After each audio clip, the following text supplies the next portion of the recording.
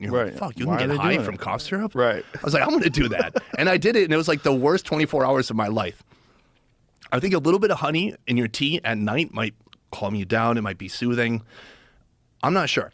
But to me, it's unclear why people are into it. Folks in Korea seem to like it a lot. At least that's what I learned in Nepal.